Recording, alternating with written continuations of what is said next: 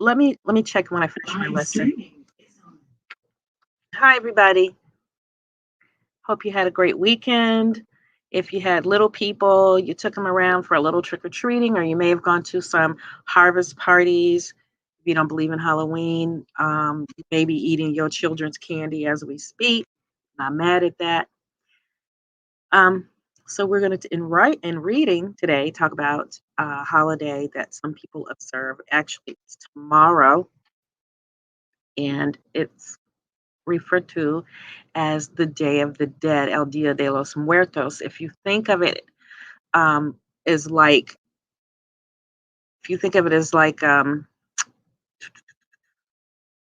Halloween, I'm sorry, Memorial Day, where we honor the dead.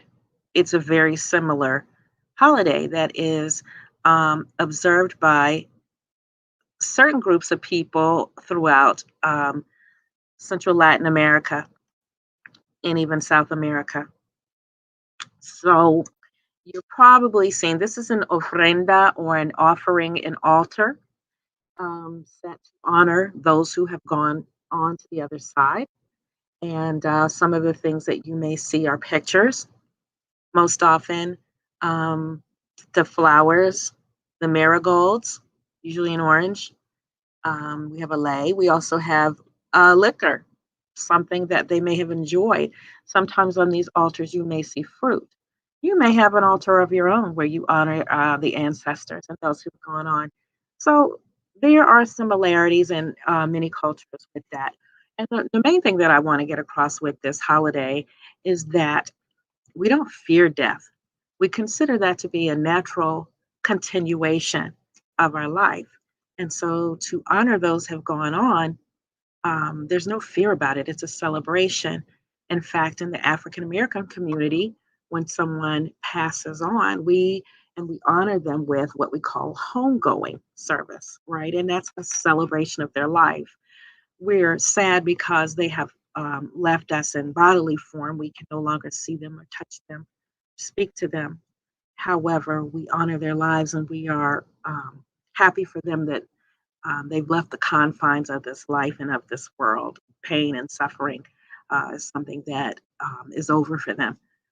So, I wanted to talk to you about this holiday in the context of how certain cultural practices um, in our country can be picked up by the dominant culture and monetized, meaning that how can we take some of these things, the sugar skulls, the flowers, how can we take this holiday and turn it into something that we can market and make money from? So then we go from something that looked like appreciation into appropriation. And that's where we go left, right? So I'm going to want you to keep that in mind with this lesson for today. So if we're reading, we are reading the article and to decide if the American way of celebrating El Dia de los Muertos is cultural appreciation or appropriation. And then you should be able to make an argumentative response, argue for one side or the other that we celebrate the day or we exploit the day. We find a way to use the day, turn it into something we can, again, monetize, make money from, right? And also, it catches on as a trend, but it's an insult. So if we're still wearing Indian headdresses, and if you dressed up as a person for Halloween and you're not a member of that ethnic group, are you really appreciating or you're exploiting? Would people in that group feel insulted? And do we feel used when different parts of our culture get monetized and it's for sale, and the people from whom it was borrowed don't get to share in that? So let's read the article from Newsella. Actually, I'm not going to read it because you can read just fine. But I want you to read this article and then answer that question because it's talked about by members of the Mexican American community. Skull charms, lollipops, candy dispensers, and notice it's under money. This is the heading, money, and then the subheading or a title. Americans love the Day of the Dead. Then we have some dancers, and you may have seen these beautiful young ladies in these in the traditional outfit and the sugar skull painted on their faces. And we think of flowers and beautiful things that were produced by the earth that are still shared by those who have gone on. And so I want you to read this article on your own. And there, someone is making frosting to candy skulls. So read this article.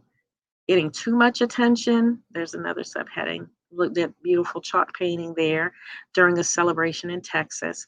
So it's an article, it's not a long one. And then, if you need deeper understanding, I got you. Here's an article called What is Cultural Appreciation and How is it Different from Appropriation? When we appropriate, and okay, if this is a word, I'm still not getting this word. Remember, I have asked you to, um, I've asked you to take a look at our what? At our dictionary, right? Dictionary.com.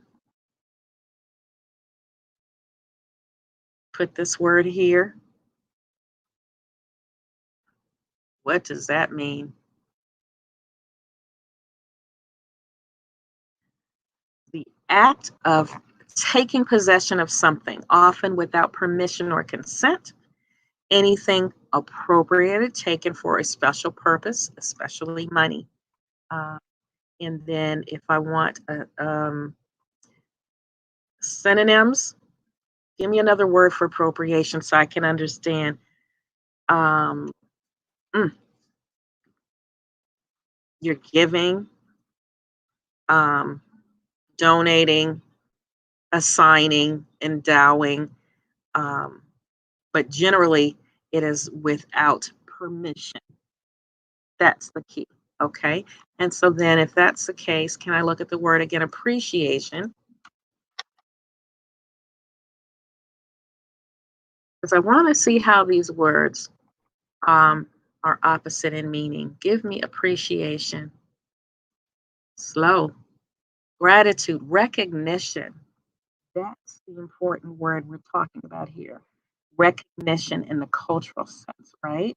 To pay tribute, acknowledgement, to give thanks, recognition of the worth, okay, of something. And so then, other words, if we don't appreciate, maybe we decrease, criticize, disregard, lost. Those are the most relevant words. But again, um, appropriation really talks about taking something. Okay, appreciation is different. Acknowledgement. We're really talking about acknowledgement.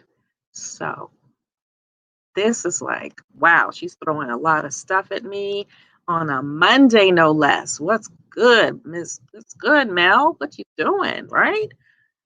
These are stacking. We're stacking, stacking, stacking our lessons and our understanding because when you get to that task test and you have two articles to read and bring them together and then talk about the idea or you're making an argument on one side or another. So, yeah, there's some method to my madness.